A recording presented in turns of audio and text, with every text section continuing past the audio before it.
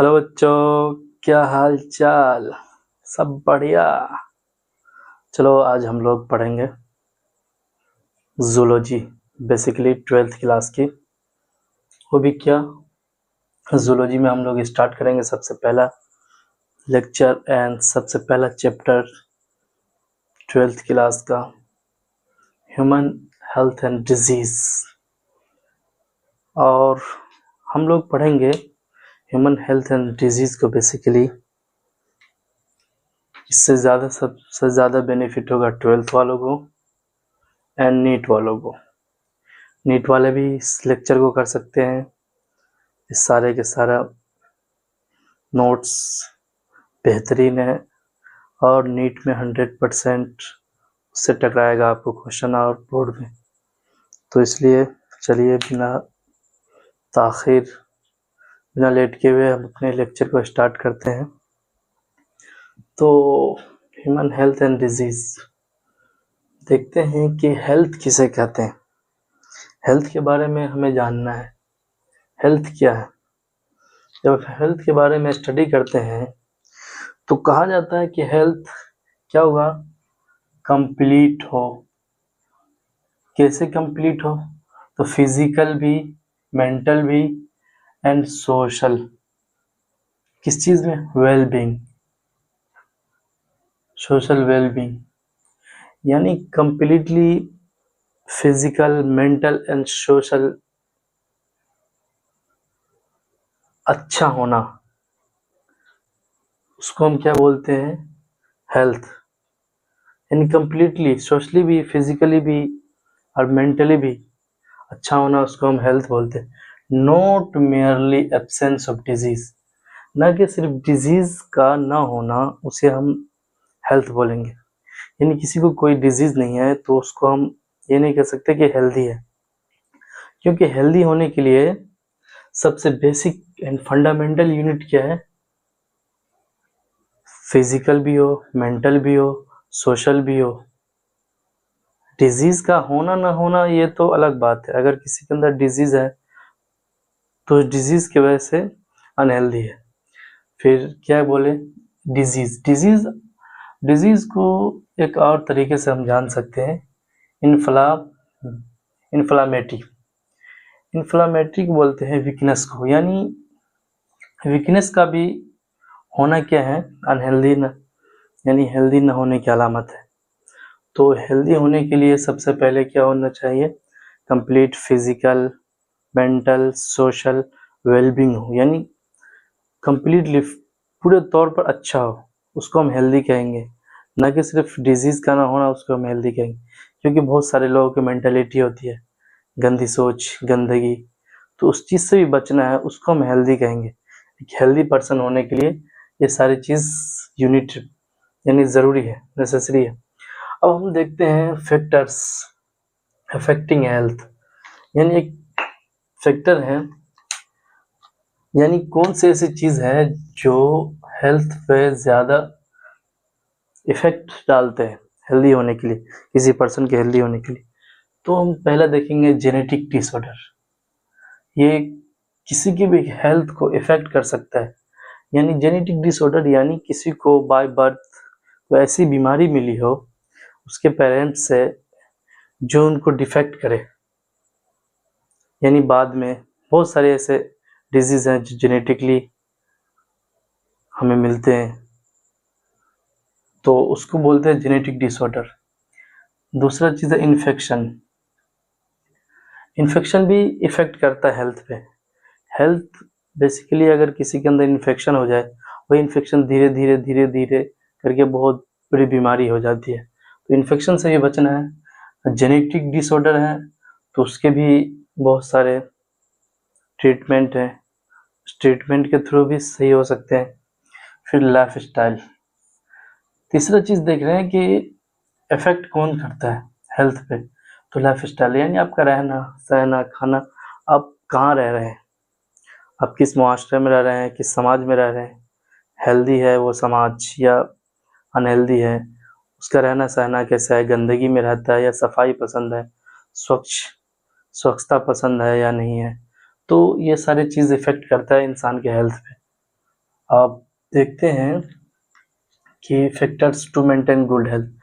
अब यहाँ तक हम पढ़ लिए कि एक हेल्दी समाज, हेल्दी पर्सन होने के लिए क्या ज़रूरी है।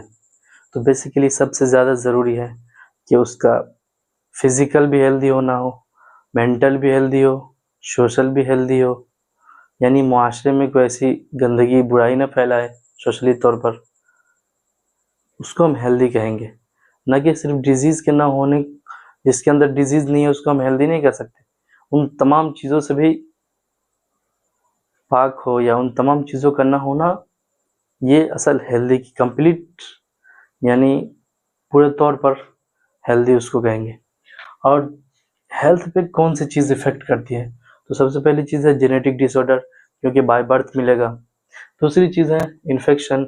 इन्फेक्शन क्या होगा कि जैसे किसी को कहीं खरोच आ जाए या चोट लग जाए या कुछ भी हो जाए, उस पर धीरे धीरे बैक्टीरिया आगे ग्रोथ करने लगे, धीरे धीरे इन्फेक्शन हो गया, इन्फेक्शन म्यूटेट करके फिर धीरे धीरे बर्ड बन जाएगा, फिर धीरे धीरे करके बहुत सारी बहुत बड़ी बीमारी हो सकती है। और तीसरी चीज़ लाइफ स्टाइल। लाइफ स्टाइल मतलब ये हुआ कि हम कहाँ रह रहे हैं, किस मुआशरे में रह रहे हैं, सफाई वाले जगह पे रह रहे हैं या नहीं रह रहे, सफाई पसंद है या नहीं है। फिर और दूसरा देखते हैं फैक्टर्स टू मेंटेन। यहाँ तक देख लिए कि हम हेल्दी होने के लिए अब हम क्या ऐसी चीज़ें कर सकते हैं जिससे हम हमारा समाज क्या हो, गुड हेल्थ को मेंटेन करें। सबसे पहले है कि बैलेंस डाइट। खाना एक नॉर्मल तरीके का खाना है, इतना खाना जिससे जी सके, इतना कम भी ना खाना जिससे जीने की उम्मीद ना हो। तो एवरेज में बैलेंस डाइट लेना है।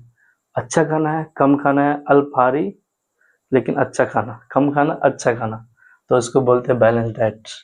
रेगुलर एक्सरसाइज भी करना है उसके लिए। रेगुलर एक्सरसाइज से क्या होगा, आपकी बॉडी मेंटेन रहेगी, आपकी बॉडी को किसी तरह का कोई बीमारी भी होने वाली होगी तो इस एक्सरसाइज के थ्रू वो बीमारी से बच सकते हैं आप। फिर पर्सनल हाइजीन, यानी पर्सनली तौर पर भी आपको मेंटेन करना है अपनी बॉडी को।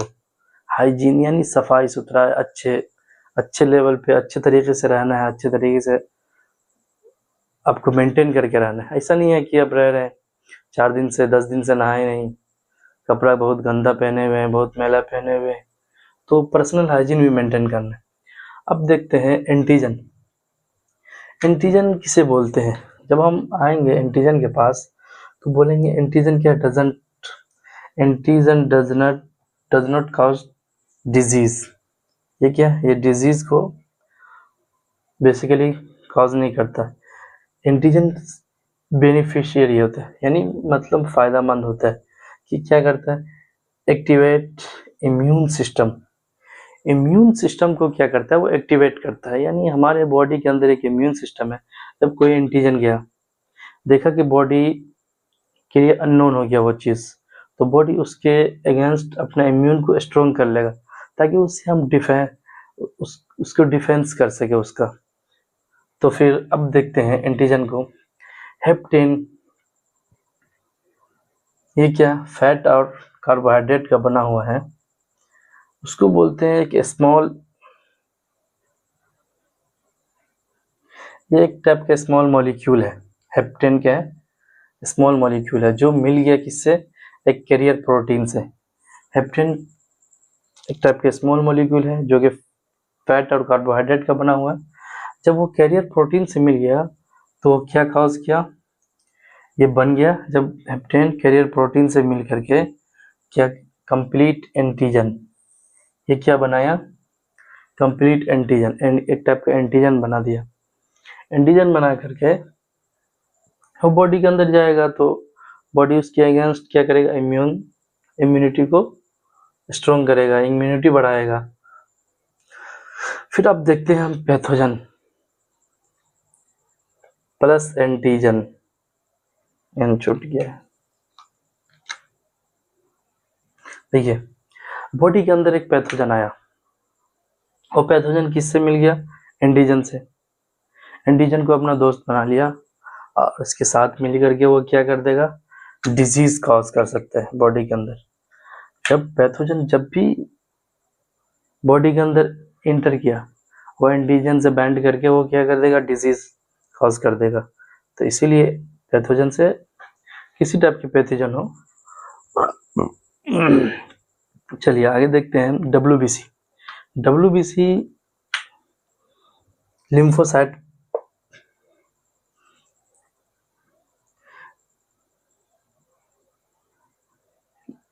WBC को अपन लिम्फोसाइट कहते हैं। क्या बोलते हैं, लिम्फोसाइट। लिम्फोसाइट दो टाइप के होते हैं basically, T lymphocyte, B lymphocyte.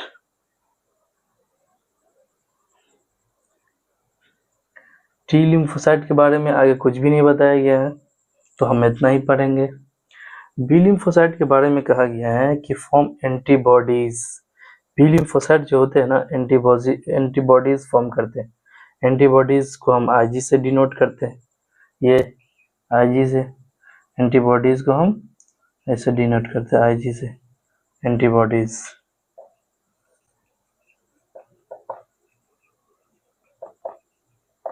Antibodies को हम IG से डिनोट करते हैं। फिर देख रहे हैं कि लिम्फोसाइट को WBC को बेसिकली लिम्फोसाइट कहते हैं। लिम्फोसाइट और उसके बाद दो टाइप के हो जाएंगे, T lymphocyte, B lymphocyte. B lymphocyte क्या करे, एंटीबॉडीज बनाए।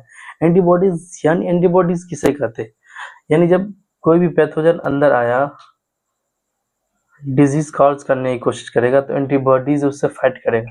क्या करेगा, एंटीबॉडीज उससे फाइट करेगा। फाइट करके उसको अपने बॉडी उसको मार देगा, मारने की कोशिश करेगा। अगर इम्यूनिटी किसी का बहुत स्ट्रॉन्ग हो तो उसके एंटीबॉडीज भी बहुत अच्छे होंगे। वो एंटीबॉडीज क्या करेगा, उस पैथोजन को किल कर देगा। किल कर देगा तो बीमारी नहीं होगी। फिर agglutination.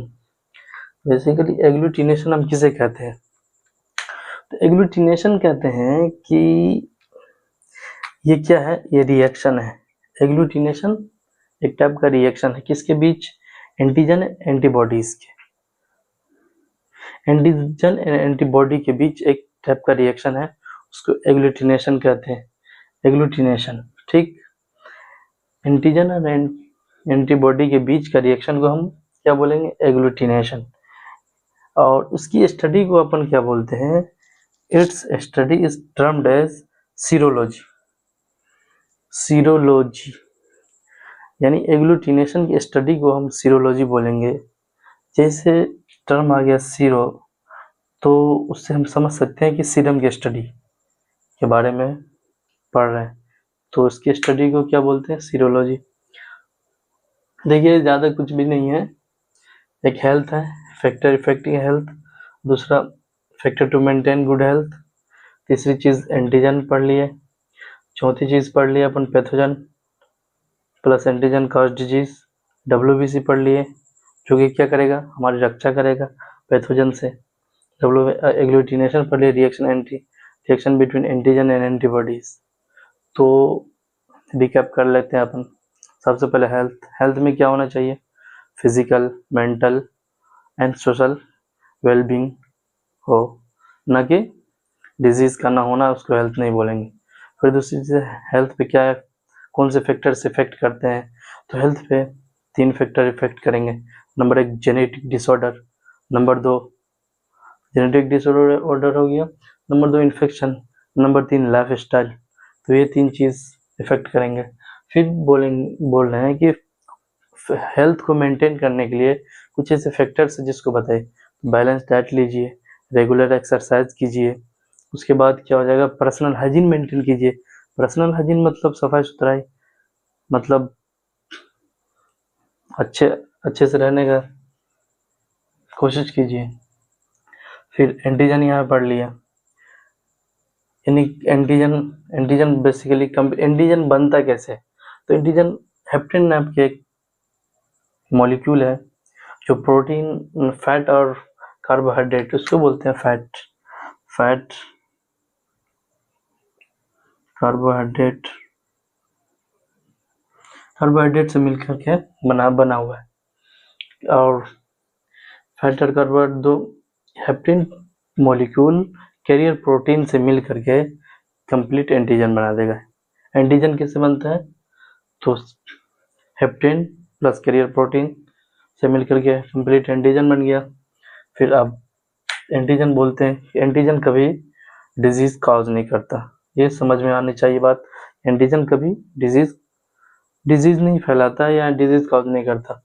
Activate immune system, basically antigen होते हैं कि हम एंटीजन मतलब इसलिए बॉडी के अंदर भी फायदेमंद है क्योंकि वो इम्यून सिस्टम को एक्टिवेट करता है, यानी इम्यून सिस्टम को किसी चीज़ के अगेंस्ट तैयार करता है, तो उसको एंटीजन बोलते हैं। Pathogen plus antigen cause disease, यानी कोई भी एंटीजन आया, पैथोजन आया, वो एंटीजन से मिल गया, बॉडी उसके अगेंस्ट तैयार नहीं है, तो क्या हो जाएगा, डिजीज कॉज कर देगा। फिर डिजीज से बचाता है कौन है, तो डब्ल्यूबीसी में फिर लिम्फोसाइट, डब्ल्यूबीसी का दूसरा नाम लिम्फोसाइट बोलते हैं डब्ल्यूबीसी को। तो इसमें भी टी लिम्फोसाइट, बी लिम्फोसाइट क्या करेगा, एंटीबॉडीज बनाएगा,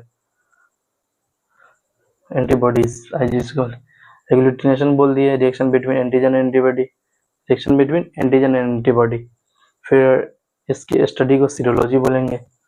चलिए, ये बेसिकली ज़्यादा नहीं, एक पेज का लेक्चर है और उसको ज़्यादा से ज़्यादा कोशिश करें कि लेक्चर देख करके याद हो जाए, क्योंकि कुछ ज़्यादा चीज़ हार्ड नहीं है। तब तक के लिए ओके बाय।